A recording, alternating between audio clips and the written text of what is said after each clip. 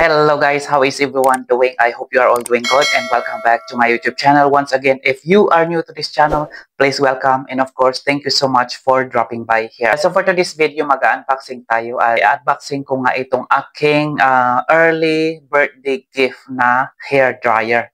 Ayan, so ito na nga siya, na-receive ko na siya. So ito na nga ang binigay sa akin. Ayan, so hair dryer ang aking early birthday present. So, ayan, excited na nga akong buksan at i-try kung paano nga ba at paano siya magagamit. Ayan. Yan na nga, buksan nga natin. So, ganito ang box niya.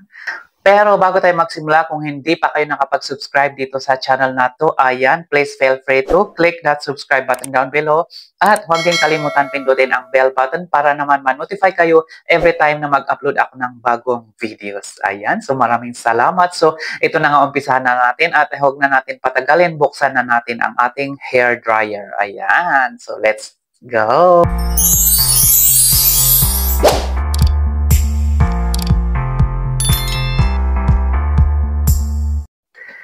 So, ito na nga, bubuksan natin. Ayan. So, ganito ang itsura niya. So, buksan natin. Okay. Ayan. Okay. So, ano ba yung mga nandito? Ayan, ganyan siya. Oh, kulay black. Okay. Maganda rin naman yung kulay niya. Isa-isahin muna natin. So, syempre ito. Ay, hindi na pala. Ganito lang pala siya. Ayan. Ayan, maganda rin yung kulay niya. Ano ba kulay niya? Parang blue. Oo, tama. Blue nga siya. Ayan, oh. Ayan. So, maganda rin pala siya. Ang cute, diba? Ayan. So, ano pa yung mga nandito? Siyempre, meron din siyang manual. Ayan, meron siyang manual dito. Hair dryer, instructional manual. Ayan. So, ayan. Ang kasama niya, ganyan siya. So, syempre, kung hindi pa tayo marunong, meron siyang mga pan dito. Ayan, instruction dito. Okay, so ganyan siya. Meron siyang mga pan dito. Ano bang tawag? May mga contents dito. Ayan, kagaya ng parts of introduction. Meron siyang introduction, before and the first use. Ayan, so meron din siyang technical specifications. Ayan, meron din siyang how to use this hair dryer, which is maganda rin. Ayan, cool shoot, cleaning and maintenance, storage, troubleshooting, hair dryer not operating, removal of accumulated dust. Ayan, so meron mga instruction dito. So, tignan muna natin kung itong paano natin gamitin yan. So, sabi niya dito, how to use this hair dryer. So, sabi niya, always ensure the switch is set off to position before plugging the unit into the power outlet. Okay. And use the high setting for hair dryer. Okay. And use low setting for styling. Okay. Should the hair dryer stop for any reason, turn it off at once and let cool down. Adjust the desired blowing strength. Ayan. So, okay. So, ayan. Since hindi naman tayo masyadong ignorante sa paggamit ng mga hair dryer. Ayan. So, ayan. So, ganito nga siyang style niya. Okay. Ang cute niya, o, diba? Okay. Try natin, diba? Siyempre, try natin itong hair dryer. Ayan. Medyo mahaba din naman ito. Pwede siyang isaksak. Uy. Ang ng pagkalagay. Ayan, so mahaba din naman yung wire na. Ayan, oh, mahaba-haba, oh, 'di ba? Ang haba. Ayan. At ito naman, pwede mo siyang iganon siya. Oh, 'di ba? Adjustable din siya. Ayan, ganyan. Pwede mo siyang i-adjust. Tapos meron siyang fan dito, ayan. Tapos ito yung mag-adjust ka ng fan, ilang level ang gusto mo ilalagay, 1, 2, 3. Okay, tapos ano pang mga kailangan natin din malaman? Ayan, syempre meron din siyang sabitan dito. Ganyan siya. O, di ba? Ang ganda. Okay, try natin ngang i-plug in. Okay, oops. Daming nakasaksak. Okay, try muna natin. Ayan, so naka-plug na siya, guys. So, lagyan natin ta set. Oh.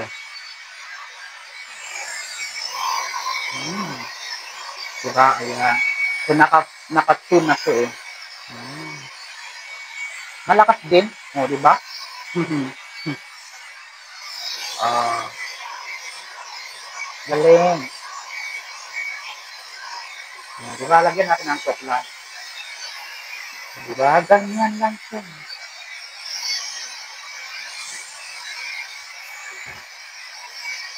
Okay. O, di ba malakas siya? O, di ba, ang galing. Ganito siya, o. Ayan guys, baka gusto niyo i-try din. Ay, tinakpan ko pala. Ay, ganyan siya. Ang ganda. Tsaka maganda rin yung kulay niya. Ayan. So, yeah, of course, thank you sa aking boss. Ayan. So, ayan, maganda kasi minsan kasi pag hindi ka nag-hair dryer, mahirap kasi i-position yung buhok mo, lalong-lalo yung buhok ko na masyadong straight, yung buhok ko, ayan. So, hindi siya kulot-kulot, straight na straight. Kaya ang hirap i-posisyon yung ating buhok, lalo pag maglalagay ka ng gel or yung clay dough. Ang buhok ko kasi pag naglagay ako ng clay dough, mamaya itaas mo siya, mamaya bababa siya, bilis bumaba. Kasi yung buhok ko kasi napaka-straight niya. Straight yung buhok ko, yan. So, ganyan siya. Yan, ito naman ay 1,300 watts itong hair dryer na to. Okay, so actually nakasulat yung mga direction kasi dito nakasulat siya ng malayo, so hindi ko masyadong maintindihan. Ayan, so ganito siya guys, ayan. Akala ko may suklay kasi picture niya may suklay, wala pala. Sa akin 'tong suklay na 'to.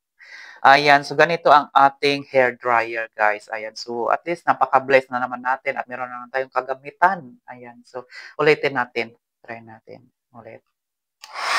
Yan, naka-full black na 'to.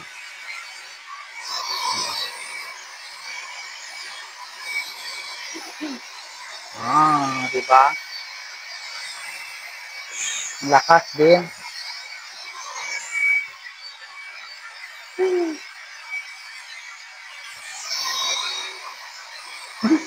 Malakas siya, di ba? Oh, maganda. Hmm.